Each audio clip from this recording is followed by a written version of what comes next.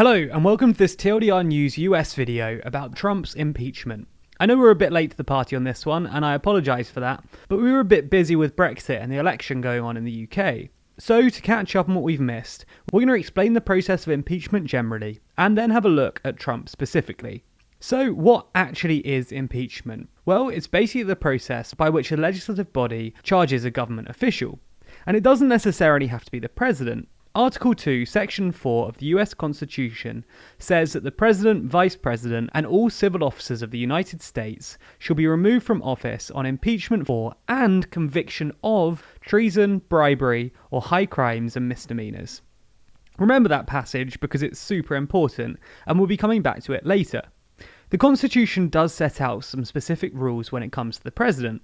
According to Article 1, Section 3, Clauses 6 and 7, when the President of the United States is tried, the Chief Justice shall preside, and no person shall be convicted without the concurrence of 2/3 of the members present. So that's what the Constitution says about impeachment. But what's the actual procedure? Well, according to the Congressional Research Service, the foremost authority on American political procedure, impeachment can be split into 3 steps: initiation, markup of articles of impeachment, and House consideration of articles of impeachment. So let's start with the initiation, because, well, it'll be weird to start anywhere else. Nancy Pelosi, Speaker of the House of Representatives, initiated the impeachment hearings this time round, though any member of the House could do so. The resolution that they propose is then referred to the House Judiciary Committee, who decide if an investigation is warranted. This is where we come to the second part of the impeachment process, the markup of the documents of impeachment. This is where the Judiciary Committee, often with the help of standing committees and witnesses, investigate the allegations and come up with a list of specific offences. In Trump's case, the specific offences being discussed are abuse of power and obstruction of Congress.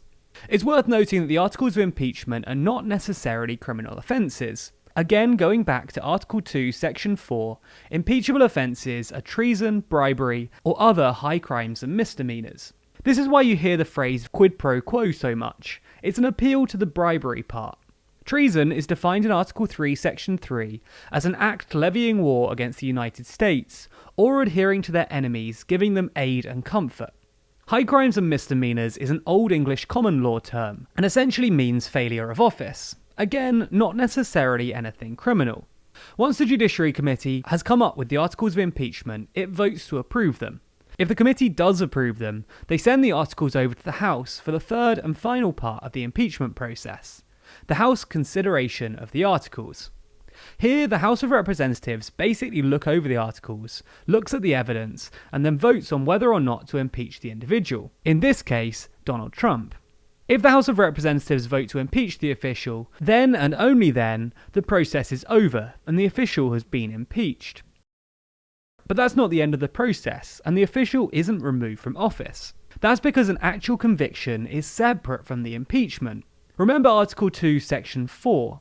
The President, Vice President, and all officers of the United States shall be removed from office in impeachment for and conviction of treason, bribery, or other high crimes and misdemeanours. Impeachment is the first bit and happens in the House of Representatives in accordance with the Constitution. And the second part, conviction, is a separate phase, and that happens in the Senate. And that's why, so far at least, 4 presidents have been faced with impeachment proceedings, but none have been convicted and removed from office. So let's talk about conviction. If impeachment is analogous to the indictment, the conviction is the trial. The prosecution is made up of managers. These are House representatives chosen by the House, and they put forward the case for conviction. The President hires their own lawyers for defence, and the Senate essentially acts as a jury.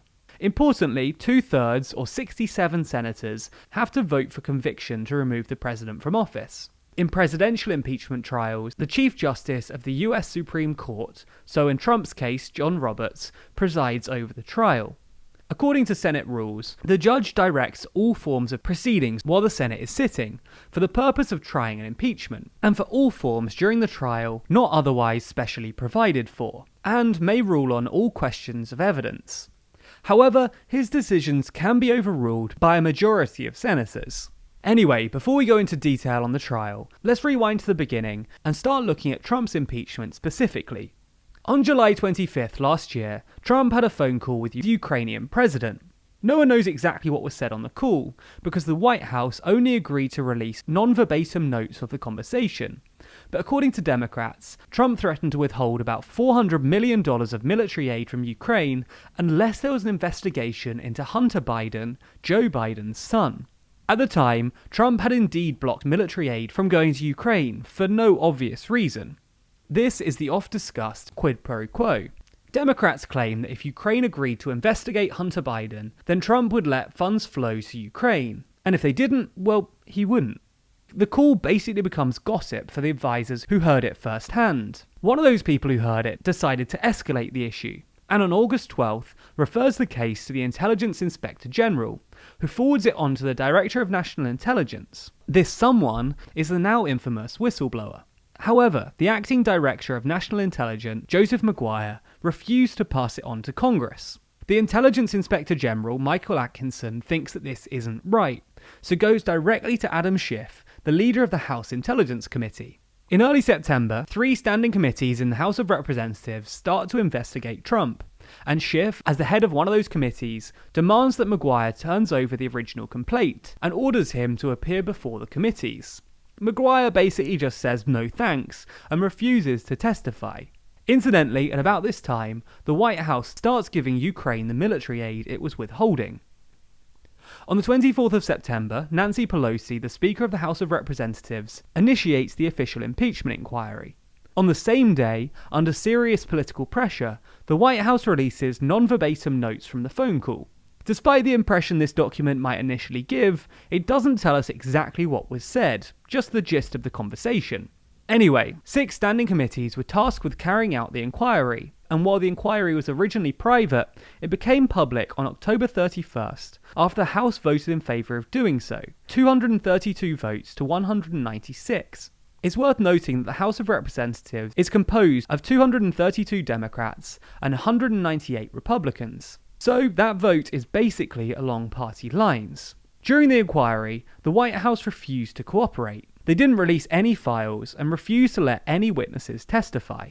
Regardless of this, a lot of people did testify, and it would take forever to go through them all. But Bill Taylor, the Trump administration's top diplomat to Ukraine, and Gordon Sondland, the US ambassador to the EU, explicitly said that Trump considered military aid contingent on the Ukrainian investigation into the Bidens. And besides this, why else would the White House withhold military funding? Well, according to White House Chief of Staff Mick Mulvaney, it was because of 3 other reasons. Those are, and I quote, the corruption in the country, i.e. they didn't want to give money to a corrupt state, whether or not other countries were participating in support of the Ukraine, i.e. why doesn't Europe support Ukraine instead of the US, and whether or not Ukraine were cooperating with an ongoing investigation with our Department of Justice. That last one is reference to a conspiracy theory popular in Trump's White House, that Ukraine actually interfered in the 2016 election and framed Russia. It's fair to call this a conspiracy theory because the British, Dutch, and even American security services all independently attributed the interference to Russia rather than Ukraine. Anyway, those are the reasons that the money was withheld, at least according to the White House. Anyway, back to the Trump impeachment inquiry, and the Judiciary Committee concluded that there were 2 articles of impeachment: obstruction of Congress for hindering the investigation, and abuse of power for using military aid as personal political leverage against the Bidens. The Judiciary Committee has to vote in favour of those motions, and it voted 23 to 17 in favour of each. It shouldn't surprise you to hear that there are 23 Democrats and 17 Republicans in the committee. The articles now went to the House of Representatives, where they were approved 230 to 197 with regard to abuse of power, and 229 to 198 with regard to obstruction of Congress. Again, basically straight down party lines. So while the impeachment might have been going the Democrats' way so far, the strength of party allegiance is why this impeachment will probably lead to nothing. That's because there's 53 Republicans and 47 Democrats in the Senate. That means that 20 Republicans would have to vote against Trump for him to be convicted. Given that every single vote that's happened so far was split pretty much down party lines, and that's the way that American politics works at the moment, there's basically no chance that 20 Republicans will switch sides unless something major happens. We'll keep you updated as this plays out, and we plan to release videos exclusively on this US channel at least once a week. So if you haven't already, please subscribe to the channel.